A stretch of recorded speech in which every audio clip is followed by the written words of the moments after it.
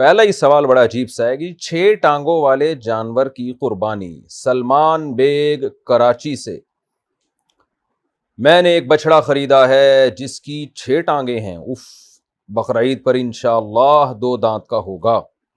بچڑے میں بظاہر کوئی نقص نہیں ہے، چلنے پھرنے میں، کھانے پینے میں، دیکھنے میں بالکل نارمل بچڑے کی طرح ہے، اور ان 2 ٹانگوں کی وجہ سے وہ بدنما نہیں لگتا، بلکہ یہ ایک طریقے سے اس کی خوبصورتی بڑھا رہی ہیں۔ کیا ایسے جانور کی قربانی جائز ہے؟ جناب سلمان بیگ صاحب، جو فقہا نے لکھی یہ بات، فتاوی شامیہ میں دیکھا ہے کہ کسی جانور کی 5 ٹانگیں ہوں تو اس کی قربانی جائز نہیں ہے، تو 6 کی تو بطریق اولا جائز نہیں ہوگی، کیونکہ ایک ایسا عیب ہے جو جانور کے جمال میں اس کی خوبصورتی کو بالکل ختم کر دیتا ہے۔ فقہا نے یہ وجہ بیان کی ہے۔ تو اب آپ کہہ رہے ہیں 6 ٹانگوں میں بھی خوبصورت لگ رہا ہے، تو مجھے سمجھ میں نہیں آ رہا کیوں لگ رہا ہے کہ وہ بظاہر لگنا نہیں چاہیے۔ تو اصولی طور پر تو فقہا نے یہی بات لکھی ہے، تو جو فقہا نے بات لکھی ہے، کیونکہ قرآن و حدیث میں تو یہ مسئلہ صراحتاً ملتا نہیں ہے، تو فقہا نے جو بات لکھی ہے وہ اسی کے مطابق میں جواب دے رہا ہوں کہ 5 ٹانگوں والے جانور کی قربانی جائز نہیں ہے، تو 6 کی بطریق اولا جائز نہیں ہونی چاہیے۔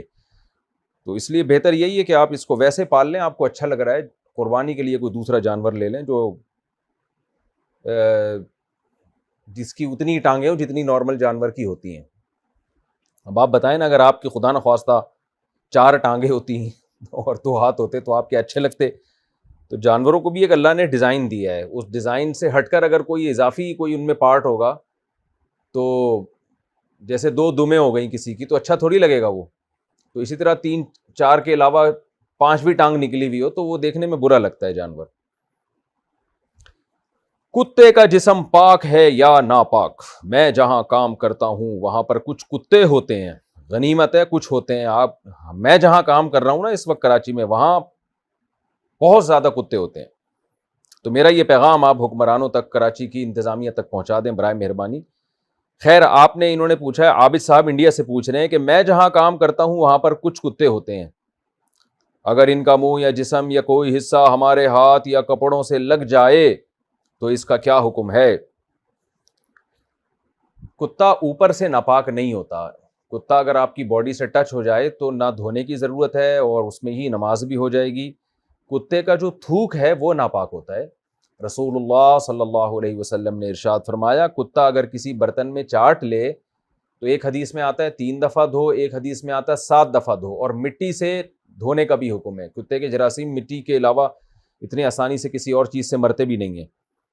تو کتے کی زبان ناپاک ہے اور تھوک ناپاک ہے، تو اگر زبان یا تھوک نہیں لگایا اس نے آپ کی باڈی پہ تو پھر آپ کے کپڑے پاک ہیں۔ بعض دفعہ وہ منہ لگا دیتا ہے، تو منہ میں لعاب بھی ہو سکتا ہے، تو اس میں اصول یہ ہے کہ اگر کتے نے منہ بھی لگا دیا اور آپ کو طری کوئی یعنی لعاب محسوس نہیں ہو اپنی باڈی پر، تو بھی پاک ہی سمجھا جائے گا اپنی باڈی کو۔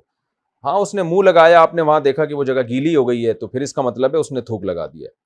تو شریعت میں اصول یہ، جب تک کسی چیز کے ناپاک ہونے کا یقین نہ ہو ہم پاک ہی کا حکم لگائیں گے۔ تو اگر کتے نے منہ لگا دیا اور آپ کو یقین نہیں ہے کہ لعاب لگا ہے، تو پھر وہ جگہ پاک ہی سمجھی جائے گی۔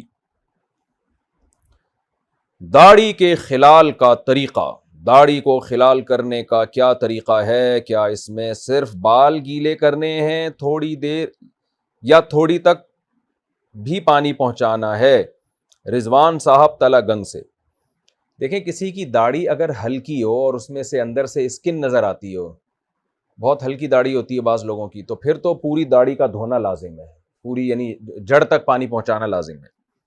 اور اگر داڑھی گھنی ہے، جیسے کہ عام طور پہ لوگوں کی داڑھی ہوتی ہے اور اس میں اسکن اندر جھلک نہیں رہی ہوتی، تو پھر داڑھی کا خلال ایسے کیا جائے گا کہ 3 دفعہ چہرہ دھونے کے بعد آپ نے دائیں ہاتھ میں چلو میں پانی لے کے داڑھی کی جڑ تک اس پانی کو پہنچا دینا ہے آپ نے 1 دفعہ، اور جڑ تک پہنچانے کے بعد پھر یہ جو سیدھا ہاتھ ہے اس کی پشت آپ کی گردن کی طرف ہوگی اور انگلیاں آپ کے جڑ میں ہوں گی داڑھی کی، اور 1 دفعہ بس اس کو نیچے کی طرف لے آنا ہے۔